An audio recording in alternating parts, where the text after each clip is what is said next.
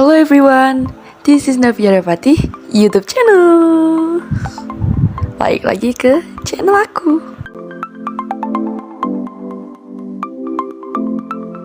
Sebelum ke materi, ada baiknya kita kenalan dulu.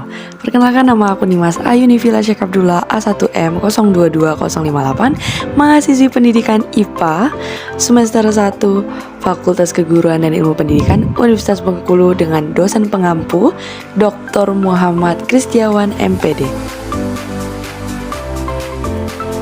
Di video sebelumnya, aku udah ngejelasin tentang filsafat dan filsafat pendidikan. Nah, di video kali ini, aku bakal ngejelasin dasar-dasar pengetahuan, yaitu tentang penalaran dan juga logika.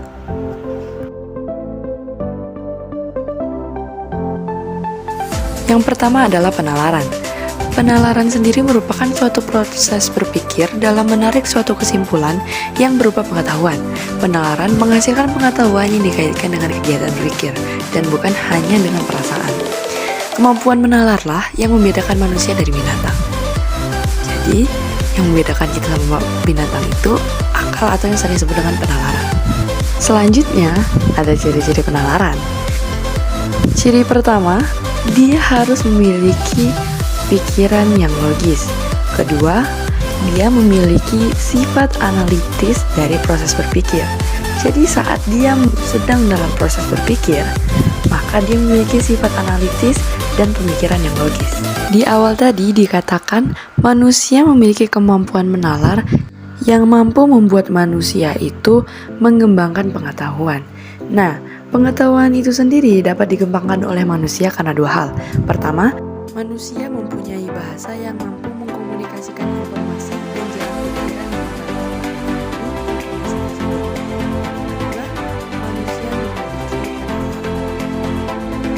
Prinsip penalaran dibagi menjadi tiga, yaitu pertama tentang prinsip identitas, kedua prinsip non-kontradiksi, dan ketiga prinsip exclusivity. Setelah penalaran, maka kita akan mempelajari tentang logika. Apa itu logika sih? Secara etimologis, logika adalah istilah yang dibentuk dari kata logikos yang berasal dari kata benda, yaitu logos, yang berarti sesuatu yang diutarakan, sesuatu yang dipertimbangkan akal, kata, percakapan, atau ungkapan lewat bahasa. Objek material dan objek formal logika.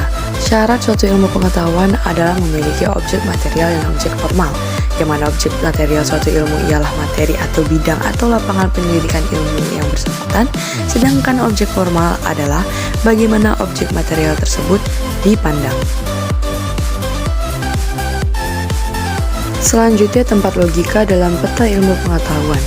Aristoteles membagi ilmu pengetahuan ke dalam tiga kelompok, yaitu filsafat spekulatif atau filsafat teoretis, kedua filsafat praktis, ketiga filsafat produktif.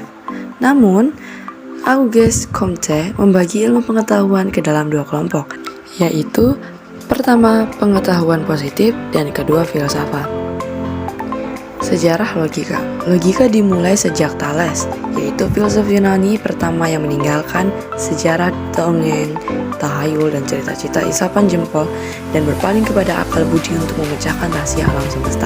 Thales mengatakan bahwa air adalah arche dalam bahasa Yunani, yang berarti prinsip atau asas utama alam semesta. Saat itu, Thales telah mengenalkan tentang logika induktif. Kemudian, Aristoteles mengenalkan logika sebagai ilmu, yang kemudian disebut dengan logika scientistica.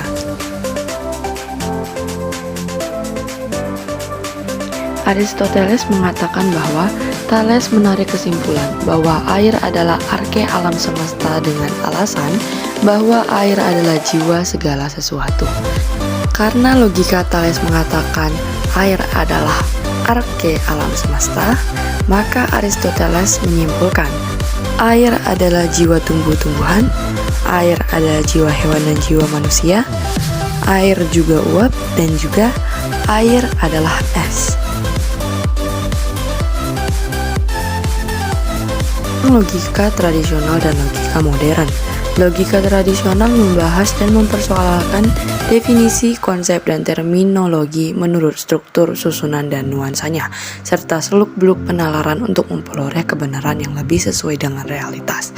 Sedangkan logika modern, atau yang sering disebut dengan logika simbolik, atau yang sering disebut dengan logika matematik, menggunakan tanda-tanda atau simbol-simbol matematik, yang mana logika ini hanya sanggup membahas hubungan antara tanda-tanda itu, padahal realita tak mungkin dapat ditangkap sepenuhnya dan setepat-tepatnya oleh simbol-simbol tersebut. Dan yang terakhir, kegunaan logika. Kegunaan logika sendiri ada 4 macam, yaitu pertama membantu setiap orang mempelajari logika, kedua meningkatkan kemampuan berpikir secara abstrak, cermat, dan objektif, ketiga menambah kecerdasan dan meningkatkan kemampuan berpikir, dan yang terakhir meningkatkan cinta akan kebenaran dan menghindari kesalahan-kesalahan berpikir. Okay guys, thank you for watching this video. Don't forget to subscribe, like, and comment on my YouTube channel. Seneng banget rasanya bisa berbagi ilmu kepada kalian. Semoga ilmu yang aku jabarin bisa kalian mengerti dan membantu kalian. In the morning eat papaya. Bye-bye.